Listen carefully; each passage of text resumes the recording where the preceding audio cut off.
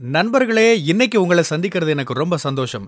இந்த தளத்துக்கு நீங்க வந்ததுக்கு நன்றி. உங்களுக்காக ஆண்டவர் நெறைய விஷயங்கள வச்சிருக்கிறாருன்றத உங்ககிட்ட பகிர்ந்துக்க நான் விரும்புறேன்.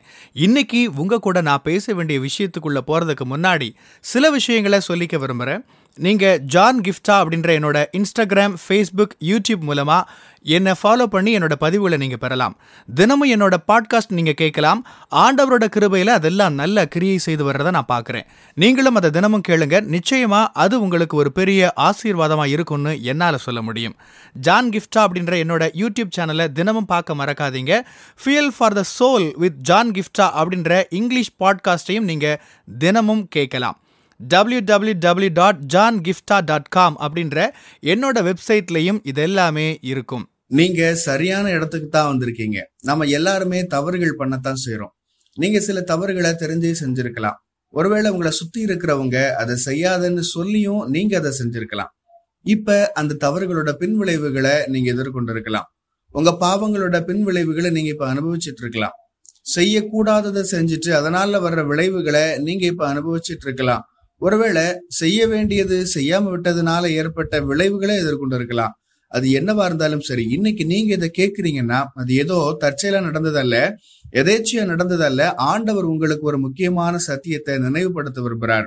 நீங்க தவறுகள் செஞ்சது உண்மைதான், நீங்க பாதை தவறினது உண்மைதான், செய்யக்கூடாத சில காரியங்களை நீங்க செஞ்சீங்க தான். ஆனாலும் ஆண்டவர் இன்னும் உங்களை நேசிக்கிறார்ன்றத மறந்து போகாதீங்க.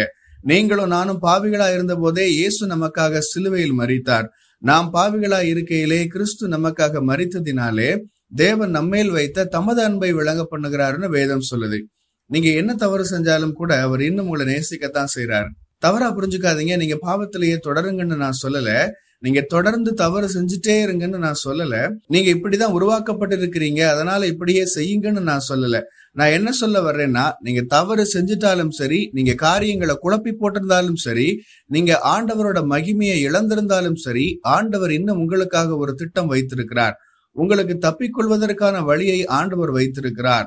திரும்பவும் உங்களை சரியான பாதையில் அவர் கொண்டு போய் நிறுத்துவார். நாம் நம்முடைய பாவங்களை அறிக்கையிட்டால் பாவங்களை மன்னித்து எல்லா அநியாயத்தை நீக்கி நம்மை சுத்திகரிப்பதற்கு அவர் உண்மையும் நீதியும் உள்ளவராய் இருக்கிறார்னு வேதம் நமக்கு சொல்லுது. இயேசு எல்லா பாவங்களையும் கல்வாரி சிலுவையில் எடுத்துக்கொண்டார். ஆகவேதான் இன்னைக்கு நீங்களும் நானுமா அவருடைய கிருபைகளையும் இரக்கங்களையும் இலவசமா பெறுறோம். மீண்டும் நாம் சரியான பாதையில் செல்ல பரிசுத்த ஆவியானவர் நமக்கு உதவி செய்யறார். நீங்க குற்ற உணர்ச்சியிலே வாழணும்னு அவசியம் இல்லை. நீங்க பயத்திலேயே வாழணும்னு அவசியம் இல்லை. கடந்த காலங்களில் நடந்த ஒரு வருத்தமான உணர்விலேயே நீங்க இருக்கணும்னு அவசியம் இல்லை.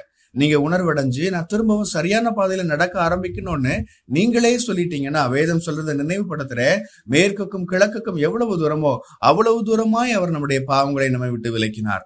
அவர் நம்மை மன்னித்து விட்டார், நம்மை கழுவி விட்டார். நீங்க தைரியமா கிருபாசன தண்டைக்கு போக முடியும். அவரை பார்த்து, ஆண்டவரே உங்களுடைய கிருபையை நான் பெற்றுக்கொள்றேன், உங்களுடைய தயவை பெற்றுக்கொள்றேன், நான் எப்படி வாழணும்னு சொல்லி நீர் விரும்புறீரோ அப்படி வாழ எனக்கு உதவும்னு அவரை பார்த்து கேளுங்க. ஜான், இதை கேட்கறதுக்கு நல்லா தான் இருக்கு. ஆனா நான் இன்னுமே என்னுடைய பாவத்தின் விளைவுகள்ல தான் வாழ்ந்துட்டு இருக்கேன். நான் செஞ்ச காரியங்களுக்காக நான் இதை அனுபவிச்சே ஆகணும். நான் இதை செஞ்சிருக்க கூடாதுதான். ஆனா எனக்கு வேற வழி தெரியல, செஞ்சுட்டேன்னு சொல்றீங்களா? ஆமா, நம்ம பாவத்தின் விளைவுகள்ல இருந்து தப்ப முடியாதுதான். ஆண்டவர் மன்னிக்கிறார், உண்மைதான். அவரோட மன்னிப்பு நமக்கு நித்திய வாழ்க்கையின் நம்பிக்கையை தருது, அதுல எந்த சந்தேகமும் இல்லை.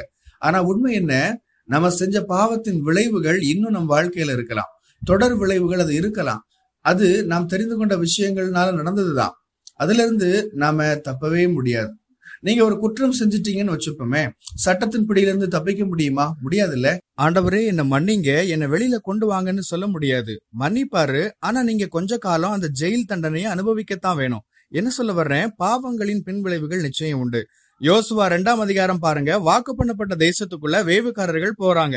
இஸ்ரவேல் ஜனங்கள் அந்த தேசத்தை சுதந்திரிப்பதற்கு முன்னரே அது எப்படி இருக்குன்னு பார்க்க போறாங்க.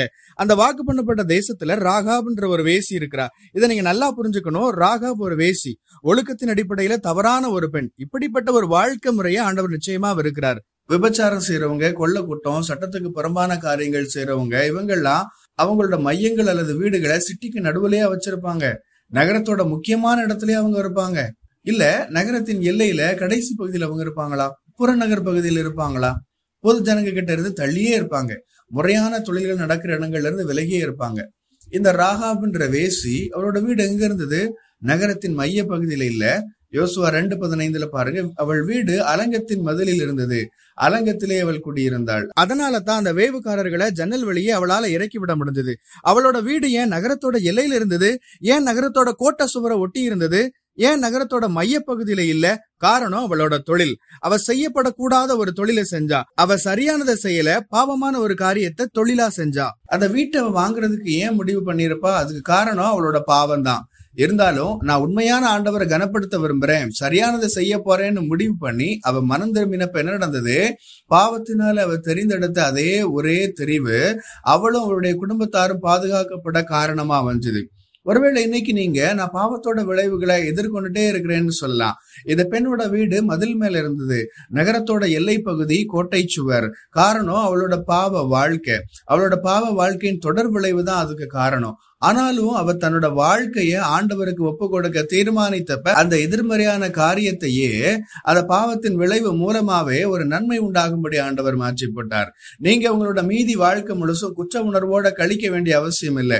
உங்களோட மீதி வாழ்க்கைய பாவத்தோட, பயத்தோட, வருத்தமான உணர்வோட கழிக்க வேண்டியதில்லை.